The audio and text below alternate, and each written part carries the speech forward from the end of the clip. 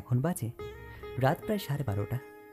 প্রায় ঘুমিয়ে পড়েছিলাম, কিন্তু কেউ হয়তো আমার ঘুমটা সহ্যই করতে পারে না, তাই এত রাতে ফোন করলো। মোবাইলের দিকে তাকিয়ে দেখি মিতু ফোন করছে। এই মেয়েটা নিজেও ঘুমায় না, আর আমাকেও ঘুমাতে দেয় না। ফোনটা রিসিভ করতেই অপর পাশ থেকে বলতে লাগলো, কি গো, ঘুমিয়ে পড়েছিলে বুঝি? ওর ডাক শুনেই আমার কাছে উঠে গেল। এত মধুর ডাক কি করে সম্ভব? আমি কোনো রকমে নিজেকে সামনে নিয়ে বললাম, হ্যাঁ গো, এত রাতে ফোন করেছে? শোনো না গো, হুম, বলো না গো। আইসক্রিম খেতে ইচ্ছে করছে। হয়ে গেল, তোমার ডাক শুনে বুঝতে পেরেছিলাম ঘুমটার পেছনে নির্ঘাত ক্যাম্পটা আছে। লাগবে না তোমার আইসক্রিম। আরে রাগ করছো কেন? এত রাতে কোন দোকানটা খোলা আছে শুনি? আমাদের বাড়ির সামনের দোকানটাই তো খোলা, তুমি এসে আইসক্রিম কিনে দিয়ে যাও। আসতেই হবে? ধ্যাত, লাগবে না, যাও তুমি ঘুমাও। রাগ দেখিয়ে ফোনটা কেটে দিল। আরে ভাই, বাড়ির কাছাকাছি প্রেম করলে এই এক ঝামেলা, কিছু হলেই ফোন করে ডাকবে। কাঁচা ঘুমটা মাটি করে বাড়ির থেকে বের হলাম। মিতুর বাড়ির সামনে গিয়ে দেখি দোকানটা বন্ধ। আশেপাশের আরও কতগুলো দোকান দেখলাম সবই বন্ধ। এখন আইসক্রিমে কোথা থেকে পাবো? মেজাজটাই খারাপ হয়ে গেছে। আর ভাবতে না পেরে মিতুকে ফোন করলাম।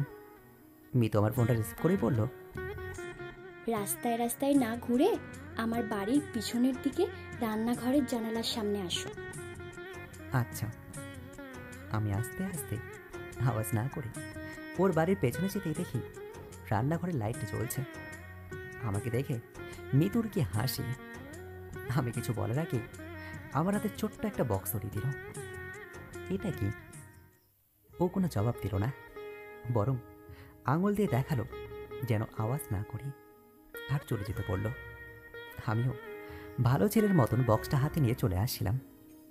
ওয়েট, ভালো ছেলে মানে আমি তো ভালো ছেলেই। যাই হোক, কিছু তো আসতেই মিতুর ফোন। ম্যাডাম বলো। এটাতে পায়েস আছে, একটু আগে বানিয়েছি, বাড়ি গিয়ে খেয়ে নিও। আচ্ছা। আর হ্যাঁ জয়, শোনো। বলো। ভালোবাসি। পাগলি একটা। বলতেই ফোনটা কেটে দিল। ও মাঝে মাঝে এমন পাগলামি করে, তবে প্রথম প্রথম রাগ উঠলেও পরে ভালো লাগে। পরের দিন সকালে হঠাৎ মায়ের ডাকে ঘুমটা ভেঙে গেল। মা বলল, কি রে নবাবের ছেলে, ঘুম থেকে উঠবি নাকি মার খেয়ে বিছানা ছাড়বি? মায়ের অতিরিক্ত ভালোবাসার ডাকে আর বিছানা থাকতে পারলাম না। আমি উঠে বসতেই মা আবার বলল, দাঁত ব্রাশ করে কয়েকটা খেয়ে উদ্ধার করা মাই। বলেই মা ঘর থেকে চলে গেল। আমি ভাবতে লাগলাম, সিনেমায় দেখা যায় মায়েরা কত আদর করে ঘুম থেকে ডেকে তোলে, আর আমার বাড়িতে তার উল্টোটা। শুধু কি আমার বাড়িতেই এমন, নাকি আমার মতো ভালো ছেলেগুলো রোজ এরকম বকাকি ঘুম থেকে ওঠে? ঘড়ি থেকে তাকিয়ে দেখি 9টার ওপর বাজে। আরে আজ তো আমার ক্লাস 10টা থেকে। যাক, মায়ের বকাটা আশীর্বাদই কাজেই লাগলো। লাফ দিয়ে আমি বিছানা থেকে উঠে ফ্রেশ হতে চলে গেলাম। আজকেও 10 মিনিট লেট করে ক্লাসে গেলাম। প্রতিদিনের মতো আজও আমি প্রেজেন্টটা মিস করলাম। ক্লাসের দিকে মনোযোগ দিতে লাগলাম, কিন্তু আমার চোখ দুটো শুধু মিতুকেই খুঁজছিল। রাতে ফোন করতে পারে, কিন্তু আমি যে ক্লাস মিস করি সেটা জেনেও আগে থেকে একটু ফোন করে আমি চাকরি দেবে না। সত্যি বলতে মিতু তার নিজের জায়গাতে একদম ঠিক আছে। আমাদের রিলেশনের সময় মিতু একটা নিয়মনামা পেশ করেছিল। তার মাঝে একটা নিয়ম হলো, কেউ কাউকে পড়াশোনাতে বিরক্ত করব না, দুজনেই নিজেদের কেরিয়ারে ফোকাস করব। তাই মিতু এত রাতে আমাকে নক দেয়, আর সপ্তাহে রবিবার আমার সঙ্গে হাঁটতে বের হয়, তাও নদীর পার পর্যন্ত হাঁটবে। ওকে এই নিয়মের বাইরে কিছু বললেই সে উত্তর দেবে, মা বকবে। প্রায় 4টা ক্লাস শেষ করে রুম থেকে বের হয়ে মাঠের আম গাছের নিচে বসে আছি, কারণ ক্লাস শেষ করে এখানে আমরা আধা ঘন্টা বসে গল্প করি। যেই কথা সেই কাজ। মিতুও আমার পাশে এসে বসলো। ও আমার মুখের দিকে তাকিয়ে আছে, হয়তো আমার মুখ থেকে কিছু একটা শুনতে চাইছে। তাও ওর মনের মতন কোনো কথা। জানো মিতু, কালকের পায়েসটা না দারুণ ছিল। বলতেই ম্যাডামের মুখে হাসি ফুটে উঠল। ওকে আমি একটু হলেও বুঝি। ওই, তুমি প্রতিদিন এত লেট করে ক্লাসে আসো কেন? নিজের কেরিয়ারের কথা কি ভুলে গেছো? সরি গো, কালকে থেকে আমি আর এই বলতে করবো না। আমি নিজেই ঠান্ডা উত্তর দিলাম, কারণ ওর সঙ্গে উল্টাপাল্টা কথা বাড়ানো যাবে না, নয়তো লম্বা সময় ধরে ঝগড়া চালিয়ে যাবে। এভাবেই দুজনে অনেকটা সময় গল্প করে এবার দুজনেই বাড়ির দিকে পা বাড়ালাম। ঠিক এভাবেই আমাদের দিনগুলো খুব ভালো যাচ্ছিল। কখনো কোনো ঝগড়াই আমাদের মাঝে চিরস্থায়ী হয় না। তবে একটা কথা হয়তো সত্যি, যে অতি সুখ বেশি দিন কপালে টেকে না। আমাদের বেড়াতেও তাই হলো। আজকাল মৃদু অল্পতেই রেগে যাচ্ছে আর ঝগড়া করছে। ওর কাছে কিছু জানতে চাইলেও ও সব এড়িয়ে যায়, মোবাইলটা বন্ধ করে রাখে। তাছাড়া ক্লাসেও ঠিক মতন আসে না। আমি বুঝতে পারছি না কি হলো যে মিতু আমাকে এইভাবে এড়িয়ে চলছে। হঠাৎ কিছুদিন পর একদিন রাতে হঠাৎ করে মিতু ফোন করলো। মনে মনে ভাবলাম আজ হয়তো সবই বলবে আর হয়তো ঝগড়া করবে না। আমি ফোনটা রিসিভ করেই বললাম, হ্যাঁ মিতু শোনা, বলো। বেশি কথা বলার ইচ্ছা নেই। আগামীকাল সকাল 9টায় আমার বাড়ির সামনে এসো, তোমাকে নিয়ে এক জায়গায় যাব। কি হয়েছে তোমার? এমন করছো কেন তুমি? বাই, কাল সময় মতো চলে এসো। রাখলাম। আমি কিছু বলার আগেই সে ফোনটা কেটে দিল। আমি আজকাল ওকে চিনতেই পারছি না। একটা মানুষ হুট করে এতটা পরিবর্তন কি করে হতে পারে? সকাল ঠিক 9টায় মিতুর বাড়ির সামনে দাঁড়িয়ে আছি। আজকে ম্যাডাম শাড়ি পরে বের হয়েছে, ভালো লাগছে। তবে চোখে মুখে এ কি অবস্থা হয়েছে, দেখেই তো অনেক অসুস্থ লাগছে। মিতু একটা রিক্সা নিয়ে একটা জায়গার নাম বলল। আমরা দুজনেই রিক্সায় উঠে বসলাম। আমি যে মিতুকে চিনতেই পারছি না। যে মেয়ে বক বক করে আমার মাথা খেয়ে ফেলত, আজ তার এত পরিবর্তন কেন? মিতু, কি হয়েছে তোমার? কিছু হয়নি, চুপচাপ থাকো তো একটু। আমিও আর কিচ্ছু করিনি। ওকে দেখি আমার কেমন যেন অসুস্থ মনে হচ্ছে। আমি এখন যদি কথা বলে ওকে আরো রাখিয়ে দিই, তাহলে ও আরো অসুস্থ হয়ে পড়বে। প্রায় 20 মিনিট পর রিক্সা একটা অনাথ আশ্রমের সামনে এসে থামলো। সে আমাকে রিক্সার ভাড়াটা পর্যন্ত দিতে দেয়নি। এতটা পরিবর্তন যে আমি প্রতি মুহূর্তে আমার পরিচিত মেয়েটিকে হারিয়ে ফেলছি। দুজনেই আশ্রমের ভেতরে যেতেই অনেকগুলো বাচ্চা এসে মিতুকে জড়িয়ে ধরল।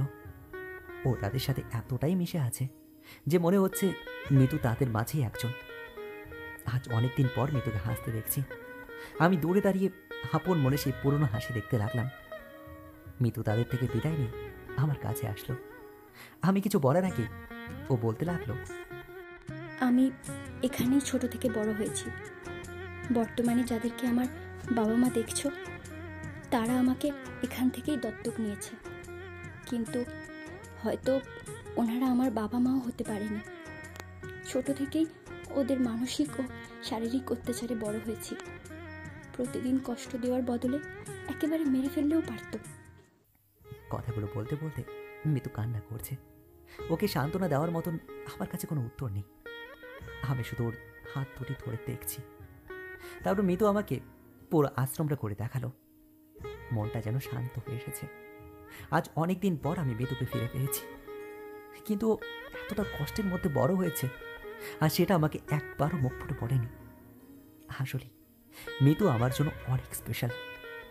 প্রায় 1 ঘন্টার মতো দুজনেই আশ্রমে সময় কাটালাম। তারপর আবার রিক্সা নিয়ে ওর বাড়ির পথে রওনা দিলাম। মিতু আমার হাতটা শক্ত করে ধরে রেখেছে। রিক্সা মিতুর বাড়ির সামনে আসতেই ও আমার হাতটা আরো শক্ত করে ধরল। আমি ওর দিকে তাকাতেই ওর চোখ দিয়ে অঝোর ধারায় জল পড়ছে দেখলাম। আমি ওকে জিজ্ঞেস করলাম, কি হয়েছে মিতু? ভয় হচ্ছে, যদি তোমায় হারিয়ে ফেলি। তোর পাগলি, আমি সব সময় তোমারই থাকবো।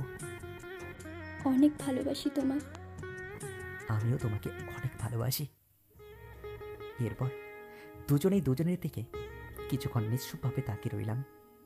তারপর একটু পর মিতু আমার হাতে একটা চিঠি ধরিয়ে দিল আর বলল, ঠিক 1 সপ্তাহ পর এই চিঠিটা খুলে পড়ো। আমি কিছু বলার আগে মেয়েটা কান্না করতে করতে চলে গেল। আমি তার পথের দিকে তাকিয়ে আছি। আমি পুরনো মিতুকে কাছে পেয়ে খুশি হব নাকি ওর বোনের এত কষ্ট শুনে কষ্ট পাবো, আমি কিছুই বুঝতে পারছি না। বাড়ি ফিরে আমি মিতুকে ফোন করতেই ওর মোবাইলটা বন্ধ বলছে। হয়তো ফোনে চার্জ নেই, এটা ভেবে আর ফোনও করিনি। আজ রাতেও ম্যাডামের কোনো ফোন আসেনি, বরং মোবাইলটা সুইচ অফই আছে। একটু চিন্তা হচ্ছে। সকালে ঘুম থেকে উঠে আজ তাড়াতাড়ি ক্লাসে গেলাম। আজ ক্লাস শুরু 15 মিনিট আগে আমি চলে এসেছি। অনেকক্ষণ ধরে ম্যাডামের জন্য ওয়েট করছি। যখনই কেউ ক্লাসে প্রবেশ করছে তখনই আমার মন বলছে একে বুঝি মিতু আসলো। একটু পর ক্লাসটাও শুরু হলো, কিন্তু মিতু আসলো না। জানিও ক্লাসে না, তারপরও ওকে চারপাশে খুঁজে চলেছি। এভাবেই দেখতে দেখতে আজকে 1 সপ্তাহ পার হয়ে গেল। কোথাও ওর কোনো খোঁজ পাইনি। মনের ভেতর একদম যেন মরুভূমির মতো হচ্ছে। মেয়েটা আমার সবটা চলেছিল, আজ কেন আমি ওকে খুঁজে পাচ্ছি না। হঠাৎ মিতুর মামাতো ভাই বিজয়ের কথা আমার মনে পড়ল। তাই আর কিছু না ভেবে সঙ্গে সঙ্গে আমি বিজয়কে ফোন করলাম। বিজয়, গত 4-5 দিনে কি মিতুর সঙ্গে তো দেখা হয়েছে? হুম, না তো। ওর সাথে আমার গত 1 মাস ধরে কোনো দেখা সাক্ষাৎ হয়নি। কেন, কিছু হয়েছে কি? না রে, তেমন কিছু না। আসলে গত 1 সপ্তাহ যাবৎ ওর সঙ্গে আবার কোনো যোগাযোগ হয়নি তো। তোর বাড়ি তো ওদের বাড়ির কাছেই, ওদের বাড়ির কাছে গিয়ে একবার খোঁজ নিয়ে দেখ। আমি গিয়েছিলাম রে, কিন্তু কেউ কিছু বলতে পারছে না। আমি যেদিন ওর সঙ্গে দেখা করেছি সেদিনই নাকি সবাই তাকে শেষবার জন্য দেখেছে। ও আচ্ছা। আচ্ছা, রাখছি, হ্যাঁ, ভালো থাকিস। এই বলেই আমি ফোনটা রেখে দিলাম। হঠাৎ মনে পড়লো তার রেখে যাওয়া চিঠিটার কথা। তাই কলেজ থেকে বাড়ি ফিরে আমার রুমের দরজাটা বন্ধ করে দিয়ে চিঠিটা খুঁজতে লাগলাম। অবশেষে চিঠিটা পেয়েও গেলাম। তারপর সেটা পড়তে শুরু করলাম। আমি বাড়িতে নেই প্রিয়। আমি বাড়ি ছেড়ে অনেক দূরে চলে এসেছি। আজ হয়তো তুমি আমাকে খুঁজছো, সব কিছুতেই আমাকে খুঁজতে চাইছো, কিন্তু আজ আমি তোমার থেকে অনেক দূরে আছি, যেখান থেকে কেউ আর ফিরে আসে না। কিন্তু তুমি চাইলে আমাকে অনুভব করতেই পারো। ওই দিন তোমার হাত শক্ত করে ধরেছিলাম, কারণ আমি জানতাম আমি আর বেশি দিন বাঁচব না। ছোটবেলায় আমাকে যারা দত্তক নিয়েছিল তারা একদিন রেগে গিয়ে আমার মাথায় অনেক জোরে আঘাত করে। আর আস্তে আস্তে বড় হওয়ার সাথে সাথে আমার ব্রেন ড্যামেজ হতে থাকে। ডাক্তার আমাকে মাত্র কয়েকদিনের অতিথি জানানোর পর আমি তোমার সাথে কথাবার্তা বন্ধ করে দিই, যেন তোমার মন থেকে আমি দূরে যেতে পারি। যদি ভুল করেও তোমার মনে একটুও কষ্ট দিয়ে থাকি তাহলে আমাকে ক্ষমা করে দিও। তোমার কাঁধে মাথা রেখে 1 কাপ চায়ে আর সূর্যোদয় দেখা হলো না। জানো, আমি একটু পর পর সব ভুলে যাচ্ছি। ভিতরে অনেক যন্ত্রণা হচ্ছে। তোমাকে ভুলতে চাই না আমি। অনেক ভালোবাসি তোমাকে। এপারে না হোক পরপারে যেন তোমার হাতটা আমার হাতে পাই। ভালোবাসি প্রিয়। ইতি, তোমার ম্যাডাম মিতু। চিঠিটা পড়ে আমি যেন মুখ দিয়ে আর কোনো আওয়াজই করতে পারছি না। শুধু চোখ দিয়ে জল পড়ছে। শুধু একটা কথাই মনে হচ্ছে, ওই দিন মিতু যাওয়ার সময় আমার হাতটা শক্ত করে ধরে রেখেছিল। ওই দিন আমি ওর হাতটা না ছাড়লেই পারতাম। কিছু প্রিয় মানুষ কেন না বলে এভাবে হারিয়ে যায়। আগে জানলে আরো শক্ত করে জড়িয়ে ধরে রাখতাম। মনে মনে বললাম, আসলেই তুমি অনেক বড় স্বার্থপর মিতু। চলে যাওয়ার আগে একটি বারও আমাকে বুঝতে দিলে না যে আর কোনো দিন তোমাকে খুঁজে পাবো না। আসলে কি জানো তো মিতু, প্রিয় মানুষকে হারানোর কষ্টটা সেই বোঝে যে একদিন তার প্রিয় মানুষটাকে হারিয়েছে। যেখানেই থাকো ভালো থাকো মিতু। শেষবারের মতো আমি শুধু একটা কথাই বলবো, তুমি তুমি সত্যি খুব স্বার্থপর মিতু, খুব স্বার্থপর।